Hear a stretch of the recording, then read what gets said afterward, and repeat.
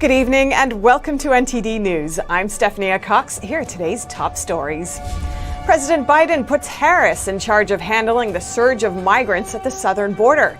That's as a government health agency asks the military for help housing migrant children there. Former Secretary of State Mike Pompeo today talked about two threats now facing the U.S., the southern border and China. Another multi-state lawsuit against President Biden in less than a week. This time, it's for halting oil and natural gas leases. Michigan's government plans to shut down an oil pipeline, but two energy workers say the move could hurt residents there. A Georgia lawmaker lost his job after a disgraced political organization accused him of supporting, quote, racist policies. He recounts his experiences and tells Americans to fight back against cancel culture.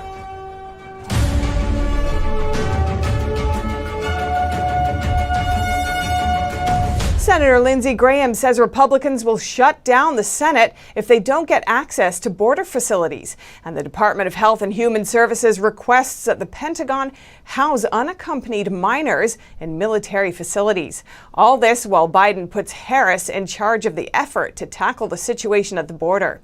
NTD's Kevin Hogan has the details.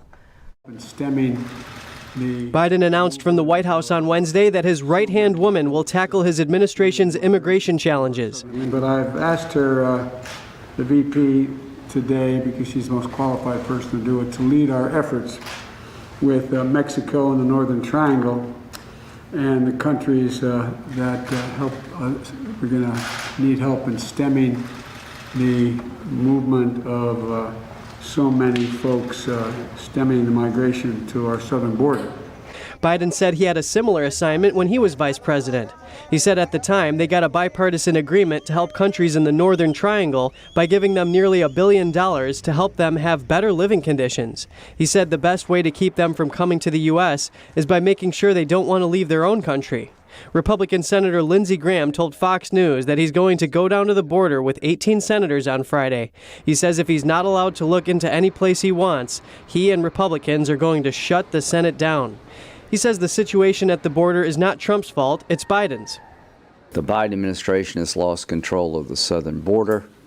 It's time to regain control, and you have to deal with the dynamic that led to the border being overrun.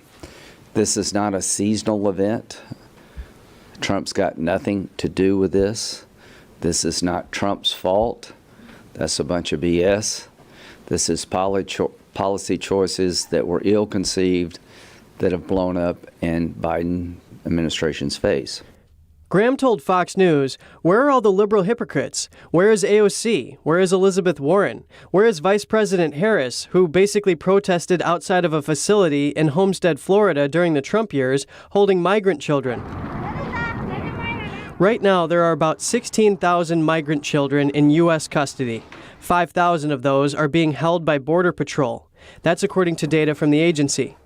And the Pentagon said on Tuesday the Department of Health and Human Services has requested two bases to house unaccompanied minors.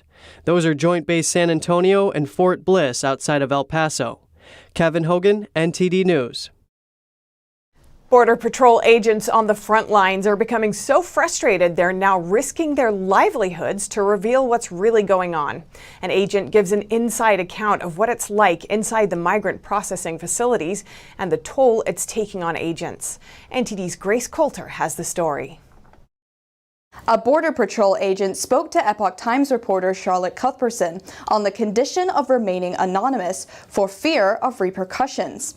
The agent's real name can't be revealed, so for the purpose of this story, we'll refer to him as Carlos.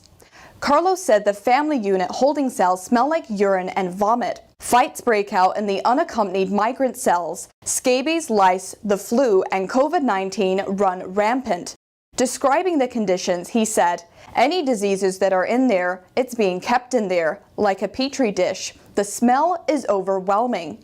1 or 2 agents are left to control 300 to 500 people during a shift. Carlos says physical and sexual assaults between the illegal immigrants break out, but that no agent wants to report it because they'll get blamed for, quote, letting it happen. The number of unaccompanied minors is buckling the system. He says It used to be easy to get them out in 72 hours. Not anymore. They're staying here for 10-12 days. It's horrible. Carlos shared that every unaccompanied minor that shows up at the border has a family member's address on them, even if they're 3 years old. The minors will say, "Here's my address. This is where you are sending me." The border agent said, "And that's what we do. This is the way we are being played." Carlos said they're dealing with a different culture who's not afraid to send all of their kids under the age of 5, knowing they might get raped or killed. He said, quote, "You talk to the adults or the teenagers apprehended, and they'll tell you they raped 3 or 4 girls and they kicked them off the trains. They're going to die." According to Doctors Without Borders, almost 1 in 3 migrant women surveyed said they'd been sexually abused during their journey through Mexico, 60% through rape. Carlos says the situation is causing morale among Border Patrol agents to plummet, with many agents not wanting to work for Border Patrol anymore. He added that during the Trump era, agents felt empowered to do their jobs, saying the policies were working, but now all that's changed. And there's no end in sight. Carlos said the people they're apprehending are warning agents that larger caravans are on their way. Back to you, Steph. Thanks, Grace. And former State Secretary Mike Pompeo today talked about 2 threats to the U.S., the southern border and China. He urges the Biden administration to send the "don't come" message clearly through actions instead of words. The former State Secretary Mike Pompeo criticized the Biden administration's failure on the southern border. He said the clear message needs to be sent out with consistency. President Biden has said, we don't want them to come, but every action that they've taken, every action has suggested that if you come and if you get here, you will find a way to find work and find opportunity and be able to stay here forever. When that's the case, they're not going to listen to American messaging. Under the Trump administration, the U.S. and Mexico set a cooperative system to keep asylum seekers outside the U.S. border. That if you want to apply for asylum, there's a set of rules, comply with them. But while you're waiting, you're going to remain in Mexico. Pompeo also responded to last week's U.S.-China talk. He said the Chinese Communist Party is spreading the misinformation that America is in decline. It is attacking the fundamental nature of the U.S. But it's fundamentally untrue. And the Chinese want the world to believe that, because if we're in decline, then other countries will want to be their friends. They'll be fearful that the United States won't be there. During the first high-level meeting under the Biden administration, Chinese diplomats lashed out over the U.S.'s struggling democracy and poor treatment of minorities. Pompeo warned the current administration to be cautious of the communism ideology trap. So I would urge this administration, when your Chinese counterpart says that Black Lives Matter is a central part of your administration, when a Marxist-Leninist ideology is a center point of your administration, you have to push back on that. Pompeo said he hopes the Biden administration will not sacrifice American values on the cross of radical woke leftism to keep American interests first. Lin, NTD News. Another coalition of states is suing the Biden administration. This comes in addition to the multi-state lawsuits over pipeline cancellations and immigration policies. NTD's Allison Lee has the latest. Louisiana Attorney General Jeff Landry is leading a coalition of 13 states in a lawsuit against the Biden administration. Wyoming is also filing a separate suit for the same reason.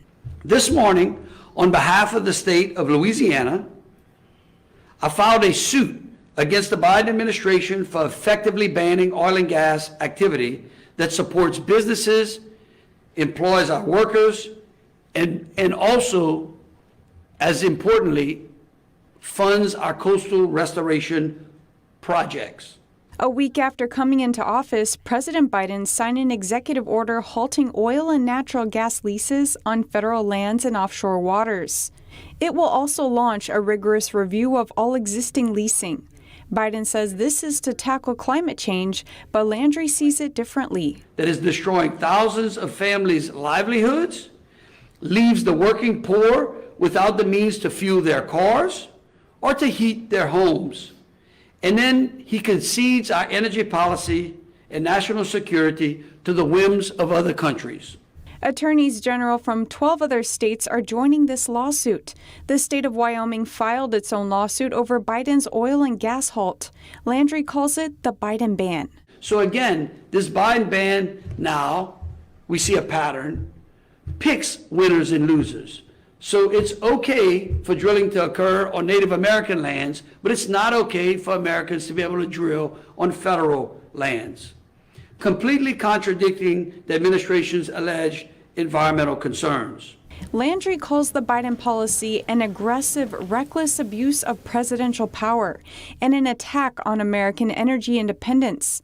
Last week, a coalition of 21 states sued Biden for halting the XL Keystone pipeline. Arizona and Texas separately sued Biden for his deportation freeze. And an alliance for oil workers sued Biden for his drilling halt in late January. Allison Lee, NTD News. Two people from the energy industry are speaking out against shutting down an oil pipeline in Michigan. They say it could hurt the lives of the people living there. NTD's Don Tran has the details.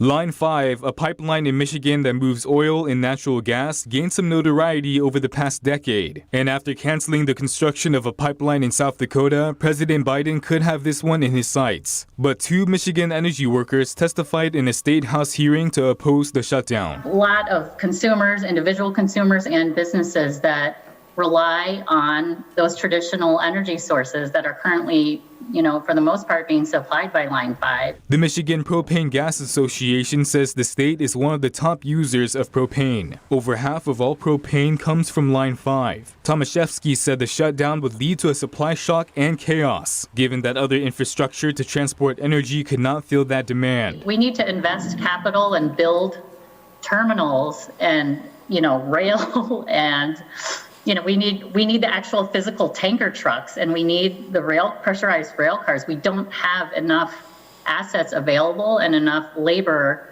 available. People supporting the shutdown argue that the pipeline is a danger to the environment. In 2010, Line 5 burst and spilled crude oil into the Kalamazoo River. But one of the witnesses cited a report in 2019 from the Department of Transportation that found pipelines spilled less crude oil than rail and truck. Covered an ample period, a 10-year period, and definitely showed that pipeline is our safest way.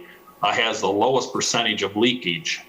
Yes, everything, or not to say everything, but there are incidences, but overall, that's our safest way to transport our energy products. Michigan Governor Gretchen Whitmer released a plan to heat homes without depending on Line 5 to deliver propane. Meanwhile, Canada's Natural Resource Minister says the country will fight to keep Line 5 in operation. Don Tran, NTD News. A prominent Georgia lawmaker is the latest victim of cancel culture. NTD's Christina Kim speaks to State Senator John Albers for more on his experience and what Americans could do to push back. Georgia State Senator John Albers lost his job as chief information officer at a law firm after the Lincoln Project accused him of supporting, quote, racist policies. In a now-deleted series of tweets, the disgraced anti-Trump organization claimed that Senator Albers co-sponsored a bill, quote, meant to suppress black votes and institute a new Jim Crow. The group then tagged Albers' employer Fisher Phillips and their biggest clients, urging them to, quote, stand on the right side of history and stop enabling Albers. In a span of 24 hours, on a publicly discredited group, which has been called out by every major media source, tweeted proven lies, copied my employer and clients, and cost me my business job, and then deleted those false tweets. The bill in question is one the senator says he's proud to have sponsored. It says absentee ballots should be secure and have a watermark, a seal, and a precinct number on it. He notes he voted against a measure that would get rid of no-excuse absentee ballots because he believes voting should be accessible. Albers believes the firm is also a victim. He calls the move economic terrorism and says it's wrong. What they are doing is what happens in communist and socialist and fascist nations. And you know what? The truth matters. He says this is especially hard because his job at Fisher Phillips was the best job he's ever had. And even though he works as a state senator, he and other politicians often rely on outside work for money. We make a $17,000 a year part-time salary, which I donate to charity. So all of us have business jobs or are retired. And this is our livelihood. Senator Albers says if this happens to him, it can happen to anyone, but says they picked on the wrong person because he's going to fight for justice and truth. He urges Americans to stand up with him. It's time that all Americans stand up and said, enough is enough. And I want Americans to do it. I want our business community to do it. I want government to do it, to say we will never let this happen again. Senator Albers says he did not receive an apology from the group, and he's considering taking legal action against them. Christina Kim, NTD News. Fisher Phillips told the Atlanta Journal-Constitution that Albers' job at the firm was incompatible with his role as a lawmaker. They say they're grateful for his accomplishments and wish him well. And the Biden administration is arguing to the Supreme Court that the police can seize guns in homes without a warrant. The case at hand comes after an argument between a couple, but the court seems skeptical of this government expansion. The husband in the case has no criminal history and no record of violence. But in an escalated argument with his wife, he said, "Just shoot me," and placed an unloaded gun on the table. The police took away his 2 handguns without a warrant, saying they were afraid he may try to commit suicide or harm others. In a brief submitted to the Supreme Court, the Biden administration says this situation can bypass the Fourth Amendment's warrant requirement under community caretaking, where law enforcement acts to prevent harm in emergency situations. But several justices voiced concern. Justice Sotomayor said it was dangerous to let police search and seize without standards. As the nation reels from the tragic shootings in Georgia and Colorado, there's talks of gun reform, including banning certain types of guns. But not everyone believes these policies will help curb the violence on the streets. NTD's Christina Kim has more from gun advocates. Many lawmakers are calling for major gun reform, including banning assault rifles. The White House says President Biden may even take executive action on gun control. But several gun rights advocates say the current narrative doesn't give the complete picture. If you're frustrated by what's going on in society with gun violence, I get it. But taking guns away from people is not the solution. Philip Smith is the national president for National African American Gun Association. He says that many perpetrators of gun violence have a criminal history and they don't typically get their guns legally. Tighter gun control, he says, will only make it harder for law-abiding citizens to get access to guns. Many don't want guns to end up in the wrong hands. If you're really anti-gun, you need to look at the reasons why people are using those guns. But most people don't want to do that because that takes a heavy lift and detailed looking at the social institutions that are in place that are causing people to be desperate to sell drugs and to rob each other. Another advocate warns of the larger implications of gun control. I think the long-term goal is to have a pliable group of citizens that you can do whatever you want to them because they have no ability to fight back. And what impact this can have on Americans' freedom. When the Second Amendment goes, if you think you've got a First Amendment, kiss it goodbye. You think you got a Fourth Amendment, kiss that goodbye. Anthony Medina witnessed the communist revolution in Nicaragua before he came to the United States. He remembers how the communist leaders also took away people's right to bear arms as they came into power, and says taking away the Second Amendment could have a similar impact. So they can then turn around and legally or create a law that will be then executed to then take the arms away. Another gun advocate echoes the idea that gun rights are tied to freedom. I think that if we lose our right to keep and bear arms, we're going to lose a lot of other rights. He says once the government knows they've disarmed law-abiding citizens, then they've got free rein to do whatever they want. Christina Kim, NTD News. Brazil's recorded the highest number of daily deaths they've seen throughout the pandemic, and the U.S. is expected to meet with Brazilian officials about offering a hand. NTD's Miguel Moreno has that story and the latest virus trends. We want to start in Brazil, where they've hit a record high number of deaths in a day, some 3,200. That's more than 3 times the number of deaths the U.S. reported on Tuesday. Dr. Anthony Fauci says they'll have a meeting with Brazil. Yes, we will be meeting with the Brazilian authorities. And to reiterate what Andy said, we are quite concerned about the difficult situation in Brazil. And we will be discussing ways that we might be able to be helpful to Brazil. He said he couldn't go into the details. Cases and death rates in Brazil have gone up since November. Johns Hopkins says Brazil has the 10th highest death rate per 100 cases in the world. On top of that list, Mexico, which has about 83 million less people than Brazil. Now let's take a look at the trends. For over a week, the numbers haven't changed much, but we're seeing a slight increase in cases. We ended Tuesday with a 7-day moving average of 56,200.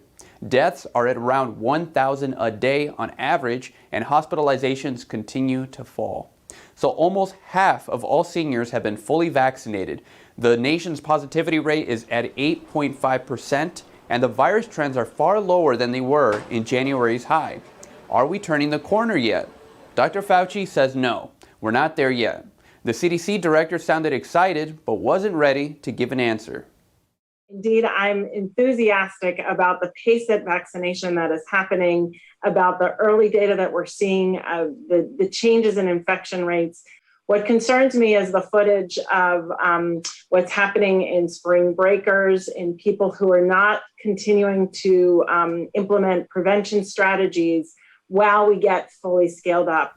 Well, if she's referring to Texas, their cases are still going down even after they opened up earlier this month. Same with deaths, but that data is incomplete. Masks aren't necessary there unless the city or federal government mandates them. And businesses can open at whatever capacity they see fit.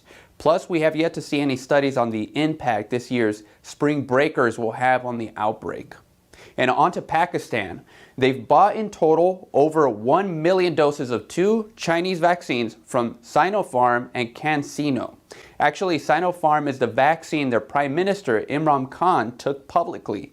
He tested positive for COVID-19 2 days later.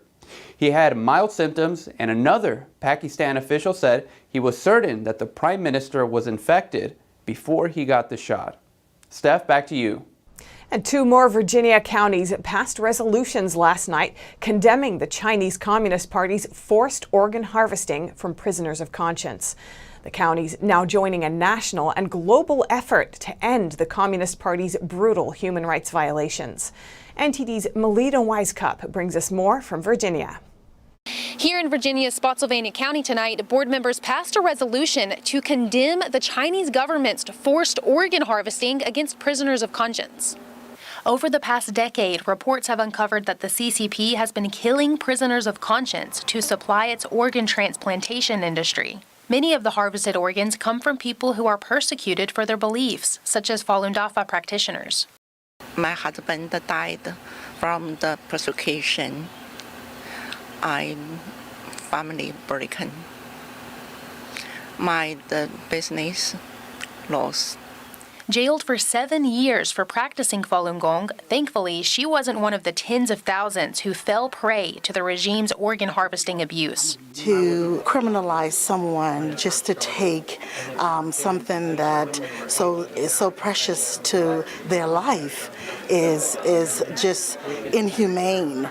Now, therefore, be it resolved by the Spotsylvania County Board of Supervisors that it condemns in the strongest possible terms the persecution of Falun Gong and the state-sponsored organ harvesting of all prisoners of conscience currently being carried out by the Chinese Communist regime. And every day, more and more Americans are taking a stance against this inhumane act. Let's stand up and be strong and say, stop it. This Virginia county is the 9th county in the state to pass such a resolution against the CCP's human rights abuses. And we don't want anything like this to go unnoticed. So you started at the local level, and it works its way up. The grassroots campaigns have been very successful here in Virginia, and we want to see if this one can take off and go forward. The U.S. Congress already passed a resolution, but it hasn't made it to the Senate floor yet. But efforts at the federal level have resurfaced again. Congress members introduced a bipartisan bill dubbed the Stop Forced Organ Harvesting Act. And House Minority Leader Kevin McCarthy has voiced support for it. And it doesn't stop with the U.S. Global efforts are underway too. For example, Israeli prohibits insurance companies from reimbursing transplants received in countries that violate Israeli organ trade and trafficking guidelines. But activists say further international efforts are needed to combat the ongoing atrocity. So the fundamental situation is the CCP live harvesting of Falun Gong practitioners' organ has not been stopped. He says organizations like the WHO have been working with the CCP to deceive the world, and world leaders cannot turn a blind eye to this reality. And with more and more of these types of resolutions being passed on both the local and federal levels, many are hopeful that change is just around the corner. Reporting in Spotsylvania County, Virginia, Melina Weisskopf, NTD News. Coming up, USPS reveals a plan to save itself from the brink of extinction, but it may come at a heavy cost. And the MTA says they've had time to improve New York City's subway system during the pandemic. Stay with us to learn how the Big Apple's metro has changed.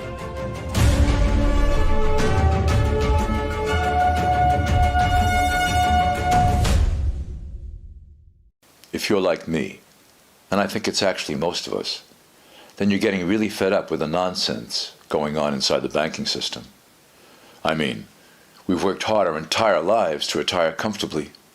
We just recovered from the crash of 2008, and it seems like it's about to happen all over again.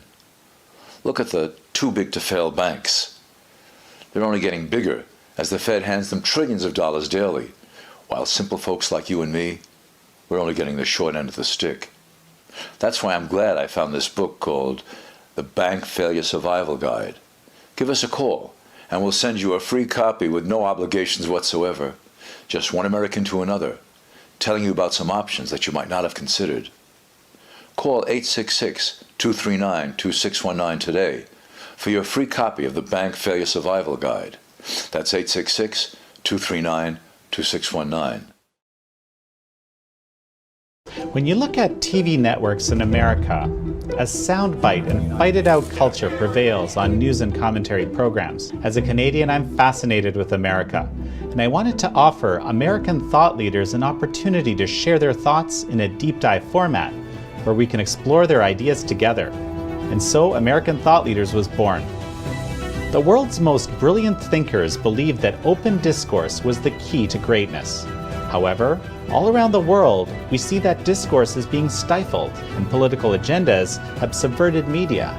The Epoch Times launched its Global Thought Leaders program to bring back this great tradition of free thought.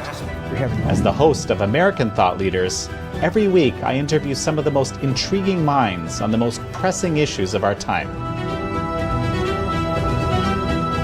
Be sure to check out our new episodes every week.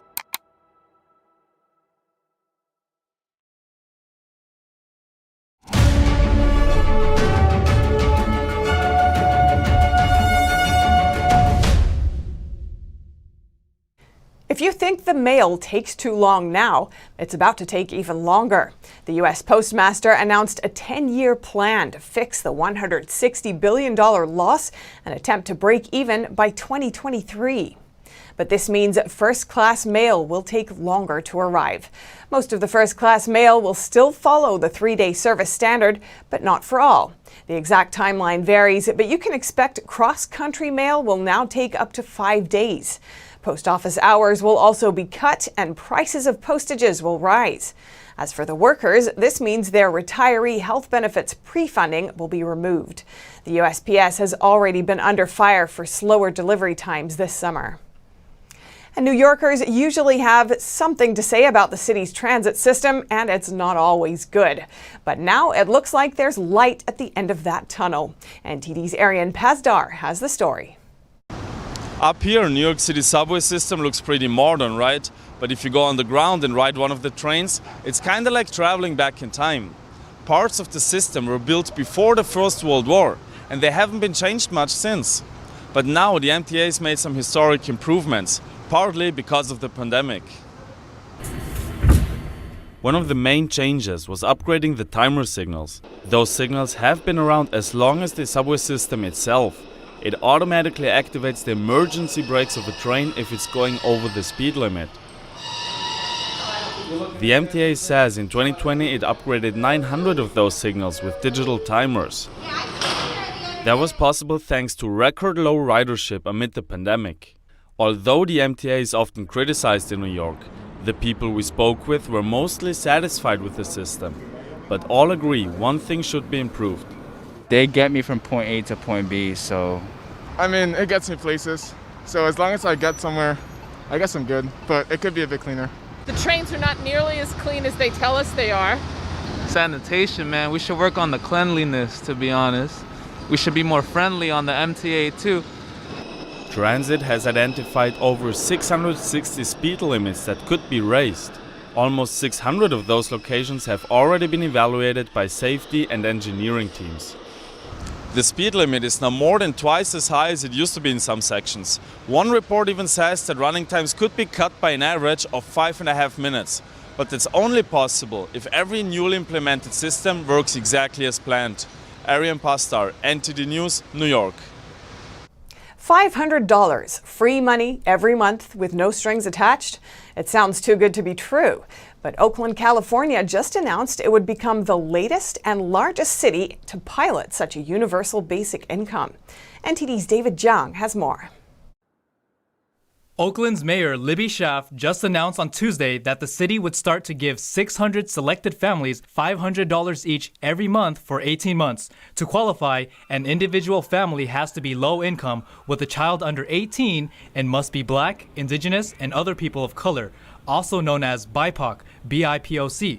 Schaaf said in a statement that the poverty we all witness today is not a personal failure, it is a systems failure, and guaranteed income is one of the most promising tools for system change. The program is paid for by a privately funded organization called Oakland Resilient Families that raised $6.75 million through donations. The organization states on its website that the goal is to provide monthly cash payments directly to families without limitations on how the money can be spent, because people are the experts in their own lives. The idea was first implemented 3 years ago in another California city, Stockton, by former Mayor Michael Tubbs to address poverty and income inequality. Stockton is the second largest city that ever filed for bankruptcy protection in U.S. history. One of the stated objectives of this experimental social program is to provide findings to Congress and push the federal government to adopt universal basic income nationwide.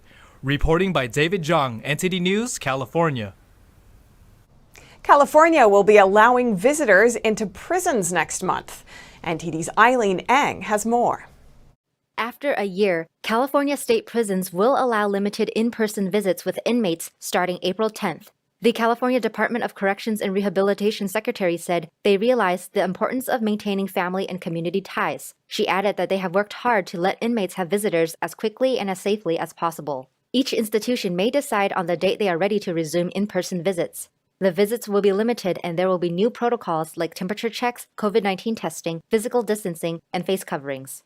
All 35 prisons will continue video visiting. There are currently 32 active cases of the virus across the state's prisons. 22 prisons report 0 cases. Eileen Eng, NTD News, California. From Lady Gaga to Martha Stewart and Dwayne "The Rock" Johnson, it seems that more and more celebrities own French bulldogs. Now we have the numbers to prove they've been gaining in popularity. NTD's Sapphire Corder tells us what makes them so desirable. The American Kennel Club just released its list of the 5 most popular dog breeds in America. Number 1, since 1991, is still the Labrador Retriever. Number 2, surprisingly enough, is the French Bulldog.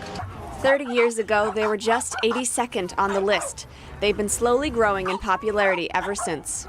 We're all excited to see a shakeup in the top 5, but I don't think everybody was expecting the Frenchie. She says they've been getting more attention thanks to social media. People fall in love with their adorable wrinkly face. One New York dog walker named Jeff exclusively serves Frenchies. He finds them smart, attractive, and teachable. He'll even walk them in the snow.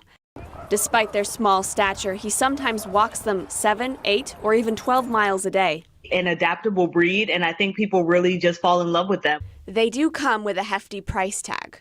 They start out at around $3,000 for puppies from reputable breeders and go up from there. In addition, they are prone to breathing problems and illnesses that can lead to lack of mobility or paralysis. But none of that has slowed down their rise to fame. I think the lab needs to watch out. Labs have bigger litters than Frenchies, which Hunter says may inflate their numbers. The Frenchies have a strong grip on America's heart for sure. Will the Frenchies ever climb to number 1 and unseat the Labs? We'll take a look next year to see if there's been another shakeup. Sapphire Corder, NTD News, New York. Coming up, Communist China appears to deem H&M unfashionable. The retail giant is in trouble with the regime over an old social media post.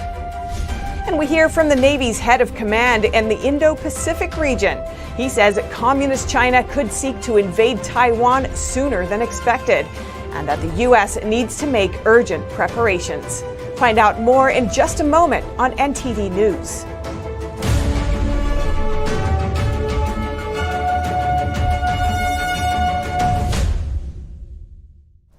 H&M is under fire in China. The retailer now faces a boycott there over an old social media post that called attention to the regime's human rights abuses. NTD's Tiffany Meyer has more. Swedish clothing brand H&M is now under social media attack in China. That's because one of its old social media posts showed concerns over forced labor in Communist China's Xinjiang region. At least one Chinese online retailer appeared to have dropped H&M's products. H&M said in a statement last year that it was, quote, deeply concerned by reports from civil society organizations and media that include accusations of forced labor. H&M's official store on Chinese e-commerce platform Alibaba Tmall was not accessible on Wednesday. China is H&M's fourth biggest market. It made close to $340 million in the 12 months through November 2020. CCP mouthpiece CCTV attacked the Swedish company, saying, quote, H&M, you are no longer at all fashionable. Some people on Chinese social media platform Weibo are calling for H&M to leave China. Some are also calling to boycott it. On Wednesday, H&M China issued an announcement in response. It says H&M values the Chinese market and will have long-term investments there.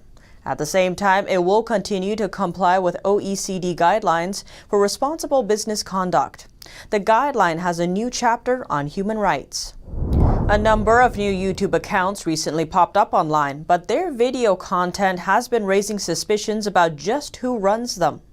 The channels are publishing clips showing what they depict as the happy, full lives of Uyghurs and other ethnic minorities in China's Xinjiang region. The videos claim people there can move and act freely in that region. But Uyghurs and members of other ethnic minority groups who live outside China told Radio Free Asia about their side of the story. Dina belongs to the Kazakh minority and used to live in the Yili area of Xinjiang. Now she lives in Kazakhstan. She said in her hometown, students were asked to take videos praising the good life in Xinjiang after graduation. These videos were then sent to overseas websites. The project was organized by local officials. The spokesman of the World Uyghur Congress told the outlet that the Chinese Communist Party is trying to beautify its systematic suppression in Xinjiang, and it's using media resources to do it. YouTube is banned in China. It is common knowledge there that the only way to access it is through using special software to break through the regime's censorship firewall. The only other option means getting a special permit from authorities and posting content in line with the regime's narrative. The possibility of a Chinese invasion into Taiwan could happen sooner than you think. This is coming from the Admiral nominated to lead the U.S. Navy in the Indo-Pacific. Last week, Admiral Davidson testified that he thinks the PLA may have the capability to effectively invade Taiwan in as soon as 6 years, maybe less. Do you agree with that view? Senator, there's many numbers out there. I know Admiral Davidson said 6 years. You have to ask him where he made that assessment. There are spans from today to 2045. My opinion is this problem is much closer to us than most think, and we have to take this on, put those deterrence capabilities like PDI in place in the near term and with urgency. The Admiral said the Chinese Communist regime has its eyes set on Taiwan. Beijing claims it as part of its territory. Taiwan is officially known as the Republic of China. It has its own democratically elected officials, military, constitution, and currency. The Chinese regime's People's Liberation Army, or PLA, will begin a massive loyalty campaign. It will foster loyalty to the Communist Party and its leader, Chairman Xi Jinping. It's part of the celebrations for the party's 100th anniversary this year. The Chinese Communist Party, or CCP, will celebrate the PLA's Hong Kong garrison, but there will be no mass parades as is usually the case. A PLA Major General kicked off the anniversary celebrations on Tuesday. He said at a press conference that the military must, quote, resolutely listen to Chairman Xi's command, be accountable to Chairman Xi, let Chairman Xi rest assured. From now to the party's anniversary on July 1st, every soldier will receive education on party history. That is to make sure they can be, quote, loyal to the core, uphold the core, and follow the core. The core in CCP language refers to the party leadership with Xi at the center. Li added that the education is aimed at making sure soldiers, quote, appreciate the glorious truth about Xi Jinping's thought on socialism with Chinese characteristics. Coming up, the UK is introducing a new immigration plan. It includes the biggest overhaul of the country's asylum system in decades. And the British government is also reviewing the idea of a vaccine passport. But one critic says it could bring legal and ethical challenges. Find out more in just a moment on NTD News.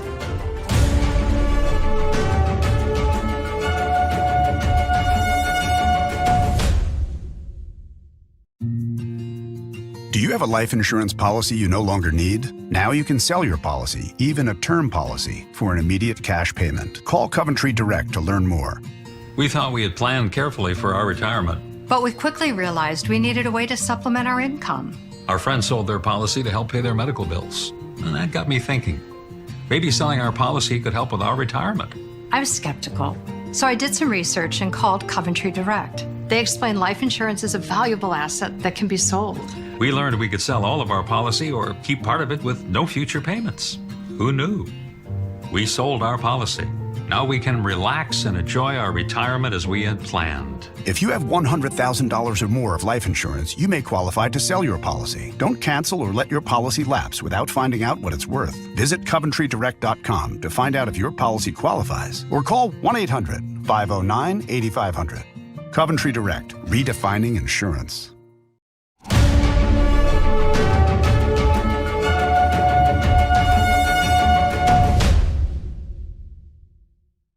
The UK's Home Office is introducing new asylum-seeking rules, making it more difficult for migrants to enter through illegal means to stay in the UK. Home Secretary Priti Patel says the new plan for immigration is the biggest overhaul of the UK's asylum system in decades. For the first time, people seeking asylum will have their claim assessed based on how they arrive in the UK. At the heart of our new plan for immigration is a simple principle: fairness. Access to UK's asylum system should be based on need, not the ability to pay people smugglers. For those who enter the UK illegally or via a safe country, they will not have the same entitlement as those who arrive legally, even if they are granted asylum. They will only get temporary protection status. This is not an automatic right to settle.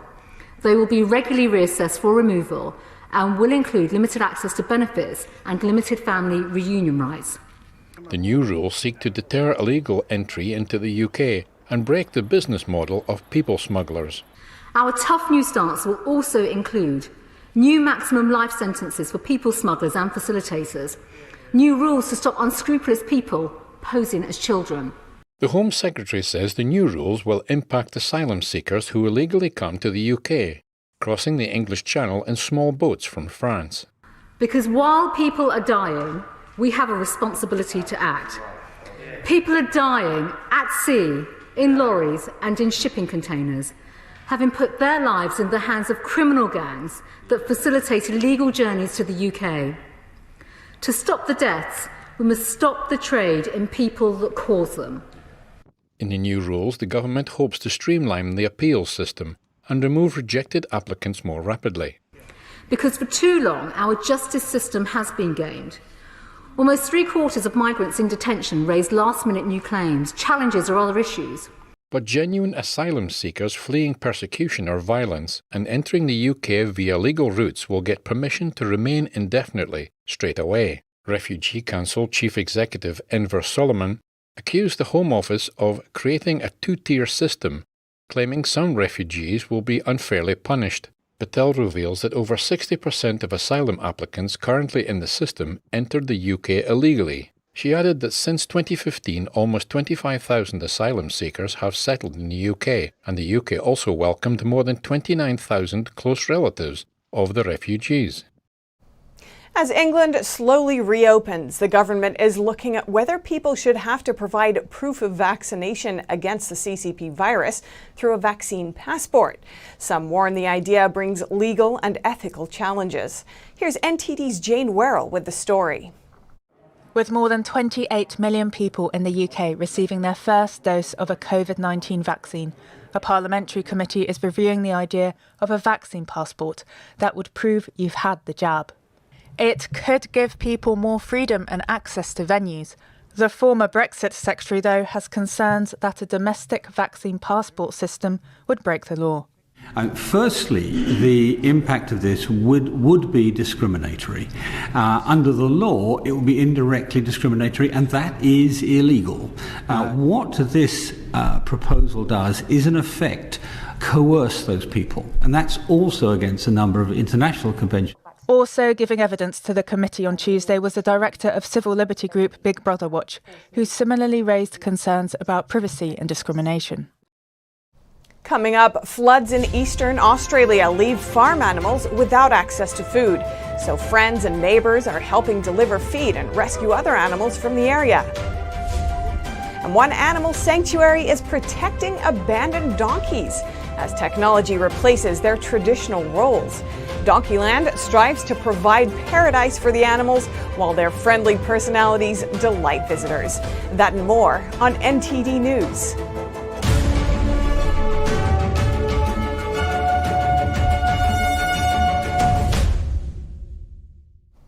We have an update on the historic flood in Australia. The bodies of 2 individuals have been recovered. Here are the details. 2 deaths caused by Australia's worst floods in decades were reported on Wednesday. It's the first deaths linked to wild weather in recent days. The bodies of 2 men were found in separate cars trapped by floodwaters in Sydney's northwest and in the neighbouring state of Queensland. Meanwhile, Prime Minister Scott Morrison flew over many of the affected areas of Sydney on Wednesday and pledged to support those affected by the disaster. The damage will indeed be great, and the government will be supporting each step of the way as we go through the clean-up and the recovery process in partnership with the New South Wales Government. Torrential rain has sparked flash flooding, bulging rivers and major dam overflow. More than 40,000 people have been forced to evacuate. The scale of the damage is still being tallied, but the country's peak insurance body estimates damage claims to around $193 million across the states of New South Wales and Queensland. And it's not over yet. Forecasters said the weather system will shift to the island state of Tasmania on Wednesday.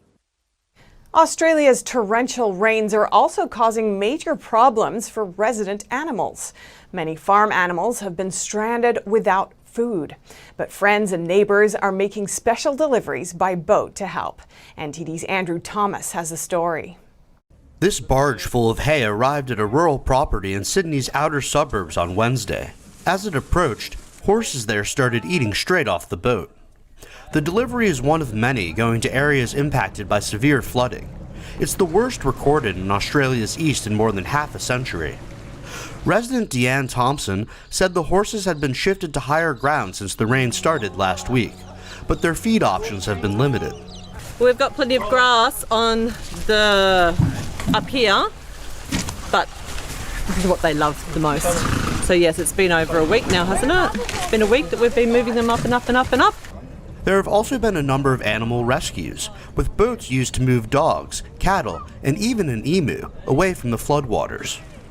Thompson's home is still standing, but road access has been cut. This is insane. So we've been hoping that the house was going to withhold, and it has, so we are very, very fortunate, unlike some. But all the creature comforts are all gone, but that's okay, isn't it? It's okay. More than 40,000 people have been forced to flee their homes in Australia due to flash floods. Authorities issued new evacuation orders on Wednesday for residents in Sydney's western regions. They've been directed to move to safe zones. Andrew Thomas, NTD News. Deep in the heart of Mexico, an animal sanctuary works to help protected, neglected donkeys. Burrolandia means donkey land in English. It's a sanctuary dedicated to protecting donkeys on the outskirts of Mexico City. These beasts of burden have traditionally been integral to farming and rural life. As technology improves and more people move to cities, some people living in Mexico have never seen a donkey. It's no longer useful in daily life. Donkey populations in Mexico have dwindled. Donkeyland has rescued dozens of donkeys suffering from abandonment or mistreatment. Nobody has dedicated themselves to this. Nobody has dedicated time to a species of animals that provides no benefit to us. Also, they are well looked after, well loved. These donkeys' days of physical labor are over as they roam the paddocks, eating carrot popsicles and enjoying TLC. When they arrive here, it is like they are really arriving in paradise. The sanctuary is open to the public. Visitors enjoy the donkeys' friendly natures. The director of Donkeyland hopes it will encourage people to protect a species that has been helping the people of Mexico survive and flourish for generations. And that's all for today's news. Thanks for tuning in. I'm Stephanie Cox.